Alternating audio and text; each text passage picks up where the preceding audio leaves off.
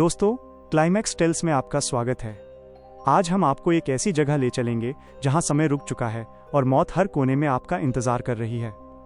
राजस्थान के रेगिस्तान के बीचों बीच बसा कुलधरा गांव अपनी वीरानी के लिए मशहूर है, लेकिन उस गांव से भी दूर एक पुरानी हवेली खड़ी है जिसे स्थानीय लोग शीश महल कहते हैं। कहते हैं कि इस हवेली के अंदर एक ऐसा आईना है जो इंसान की सूरत नहीं बल्कि उसकी रूह के गुनाह दिखाता है। आर्यन एक मशहूर यूट्यूबर था जो डरावनी जगहों पर जाकर लाइव स्ट्रीमिंग करता था। उसे अपने सब्सक्राइबर्स के लिए कुछ धमाकेदार चाहिए था, इसलिए उसने शीश महल के अंदर पूरी रात बिताने का चैलेंज लिया। आर्यन अपने साथ हाईटेक कैमरे, मोशन सेंसर्स और एक ड्रोन लेकर हवेली पहुंचा। जैसे ही आर्यन ने हवेली के मुख्य दरवाजे पर कदम रखा, एक तेज ठंडी हवा का झोंका उसे पीछे धकेलने लगा। जून की गर्मी में वो हवा बर्फीली थी। आर्यन ने कैमरा ऑन किया और बोलना शुरू किया, दोस्तों, माहौल काफी सीरियस लग रहा है, लेकिन हम पीछे नहीं हटेंगे। हवेली के अंदर हर तरफ धूल जमी थी और छत से पुराने झूमर लटके थे जो बिना हवा के भी धीरे धीरे हिल रहे थे। आर्यन हॉल के बीचों बीच पहुंचा जहां एक विशाल आईना लगा था। वो आईना मखमली लाल कपड़े से ढका हुआ था। आर्यन ने मजाक में कहा, शायद हवेली की मालकिन को अपनी शक्ल से डर लगता था। उसने जैसे ही वो लाल कपड़ा हटाया, उसकी धड़कन एक पल के लिए रुक गई। आईने में आर्यन खुद को नहीं देख पा रहा था। आईने के अंदर वही हॉल था, वही झूमर थे, लेकिन आर्यन की जगह वहां एक जलता हुआ कंकाल खड़ा था। आर्यन ने पीछे मुड़कर देखा, लेकिन वहां कोई नहीं था। अचानक हवेली के सारे दरवाजे एक साथ बंद हो गए। आर्यन के मोशन सेंसर्स जोर जोर से बीप करने लगे। कैमरे की स्क्रीन पर उसे हजारों सफेद साए सीढ़ियों से नीचे उतरते दिखाई दिए, लेकिन नंगी आंखों से वहां कोई नहीं था। तभी आईने के अंदर से एक हाथ बाहर निकला। वो हाथ सड़ चुका था और उसकी उंगलियों में वही अंगूठी थी जो आर्यन ने अपनी सगाई पर पहनी थी। वो साया आईने से बाहर निकलने की कोशिश कर रहा था और उसकी आवाज आर्यन के कानों में गूंजी, तुमने मुझे धोखा दिया आर्यन, अब आईने के अंदर तुम्हारी बारी है। आर्यन के होश उड़ गए। वो भागकर दरवाजे की तरफ बढ़ा, लेकिन दरवाजा अब दीवार बन चुका था। पूरी हवेली एक भूल भुलैया में बदल गई थी और हर दीवार पर अब छोटे छोटे आईने उभर रहे थे। आर्यन की सांसें फूल रही थीं। वो जिस दीवार की ओर भागता, वहां एक नया आईना उभर आता। हवेली की खामोशी अब चीखों में बदल चुकी थी जो आईनों के अंदर से आ रही थीं। आर्यन ने अपना कैमरा संभाला और देखा कि रिकॉर्डिंग अपने आप बंद हो चुकी थी, लेकिन कैमरे की काली स्क्रीन पर अभी भी वही जलता हुआ कंकाल दिख रहा था। वो साया जो आईने से बाहर निकला था, धीरे धीरे आर्यन की ओर बढ़ने लगा।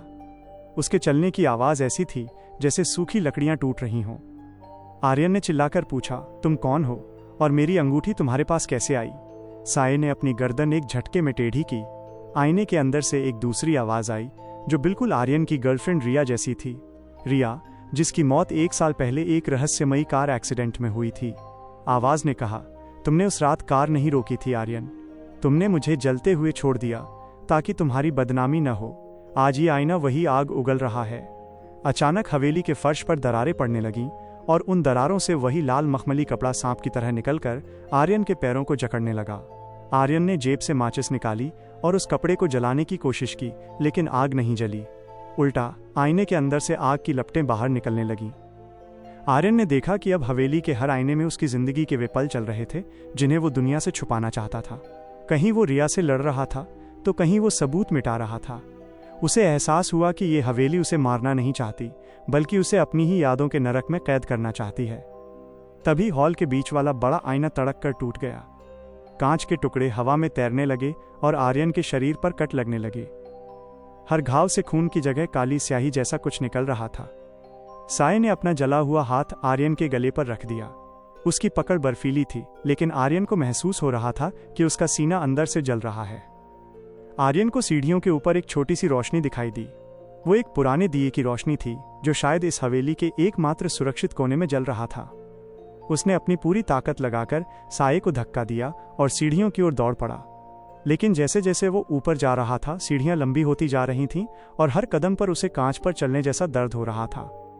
जब वो ऊपर वाले कमरे के दरवाजे तक पहुंचा तो उसने देखा कि वहां कोई दिया नहीं था। वहां सिर्फ एक छोटा सा हाथ वाला आईना रखा था जिसे कोई बूढ़ी औरत पकड़कर बैठी थी। उस औरत का चेहरा नहीं था, वहां सिर्फ एक सपाट मांस का लोथड़ा था। उसने आर्यन की तरफ हाथ बढ़ाया और कहा, अपना अक्स मुझे दे दो तो तुम बाहर जा सकते हो। आर्यन उस बिना चेहरे वाली औरत को देखकर पत्थर सा जम गया।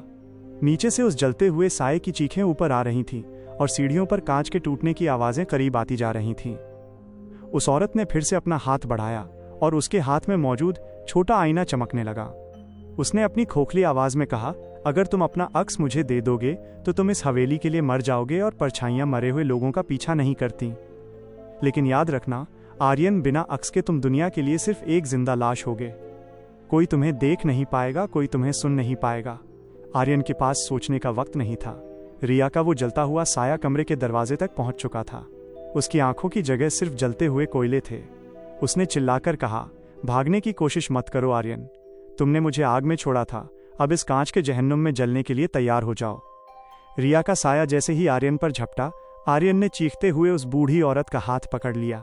एक जोरदार बिजली कड़की और पूरा कमरा सफेद रोशनी से भर गया। आर्यन को ऐसा लगा जैसे उसके शरीर से कुछ खींचकर बाहर निकाला जा रहा है। उसे असहनीय दर्द हुआ और वो बेहोश हो गया। जब आर्यन की आंख खुली तो वो हवेली के बाहर रेगिस्तान की रेत पर पड़ा था। सुबह हो चुकी थी और सूरज की पहली किरणें हवेली के पत्थरों को चूम रही थीं। आर्यन ने राहत की सांस ली। वह जिंदा था। वो जल्दी से उठा और अपनी कार की तरफ भागा। उसने कार का दरवाजा खोला और अपने चेहरे को देखने के लिए कार के बैकव्यू मिरर की तरफ नजर डाली, लेकिन उसका चेहरा देखते ही उसकी चीख निकल गई। आईने में कार की सीट खाली थी। वहां आर्यन का कोई अक्स नहीं था। उसने घबराकर अपने हाथ पैर देखे, वे वहां थे, वो उन्हें महसूस कर सकता था, लेकिन आईना उसे नहीं देख पा रहा था। आर्यन पागलों की तरह सड़क पर खड़ी एक चाय की दुकान पर पहुंचा।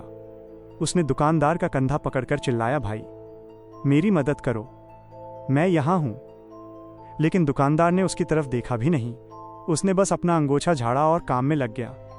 आर्यन ने उसके सामने हाथ हिलाए, बर्तन गिराए, लेकिन दुकानदार को कुछ सुनाई नहीं दिया। आर्यन अब इस दुनिया के लिए खामोश परछाई बन चुका था। तभी उसे सड़क के किनारे लगे एक बड़े होर्डिंग के शीशे में कुछ दिखाई दिया। उस शीशे के अंदर आर्यन का अक्स खड़ा था, लेकिन वो अक्स अब आजाद था। आईने के अंदर वाला आर्यन मुस्कुरा रहा था और उसके बगल में रिया खड़ी थी। आईने वाले आर्यन ने शीशे पर अपनी उंगली से लिखा, अब मैं तुम्हारी जिंदगी जीऊंगा और तुम मेरे जहन्नुम में रहोगे। आर्यन अब एक ऐसा साया बन चुका था जिसे न कोई देख सकता था और न कोई सुन सकता था। वो अपनी ही आंखों के सामने देख रहा था कि आईने से बाहर निकला वो नकली आर्यन उसकी कार की चाबी उठाकर बड़े आराम से शहर की ओर रवाना हो गया। वो नकली इंसान अब आर्यन की पहचान, उसका घर और उसकी पूरी जिंदगी छीनने जा रहा था। आर्यन ने हार नहीं मानी। उसे याद आया कि उस बिना चेहरे वाली औरत ने कहा था कि परछाइयां मरे हुए लोगों का पीछा नहीं करती। उसे समझ आया कि अगर वो अपना अक्स वापस चाहता है तो उसे उस आईने के स्रोत तक पहुंचना होगा जहां से ये सब शुरू हुआ था। वो पैदल ही तपते हुए रेगिस्तान में उस शीश महल की ओर वापस भागा। हवेली के अंदर का नजारा अब और भी भयानक था। अब वहां कोई शोर नहीं था, सिर्फ टूटे हुए कांच के हजारों टुकड़े फर्श पर बिखरे थे। आर्यन उसी ऊपर वाले कमरे में पहुंचा जहां वो बिना चेहरे वाली औरत मिली थी। वो औरत अब भी वहीं बैठी थी, लेकिन अब उसके हाथ में वो छोटा आईना नहीं था।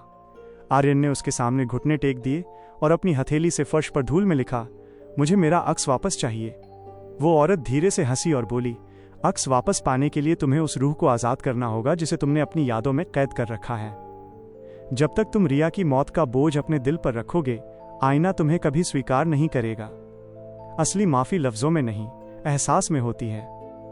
आर्यन ने अपनी आंखें बंद की और उस खौफनाक रात को याद किया। उसने पहली बार अपनी गलती को स्वीकार किया कि उसने डर के मारे रिया को छोड़ दिया था। उसके दिल से एक सच्ची चीख निकली, मुझे माफ कर दो रिया। तभी हवेली के टूटे हुए कांच के टुकड़े हवा में उड़ने लगे। वे टुकड़े धीरे धीरे जुड़ने लगे और हॉल का वो विशाल आईना फिर से खड़ा हो गया। आईने के अंदर से रिया की रूह बाहर निकली। इस बार वो जल नहीं रही थी, बल्कि उसके चेहरे पर एक शांत चमक थी। उसने आर्यन की तरफ देखा और अपना हाथ उसके माथे पर रखा। जैसे ही रिया ने उसे छुआ, आर्यन को एक जोरदार झटका लगा। वो वापस उसी कार एक्सीडेंट वाली रात में पहुंच गया, लेकिन इस बार वो अपनी कार में नहीं, बल्कि उसी शीश महल के आईने के सामने खड़ा था।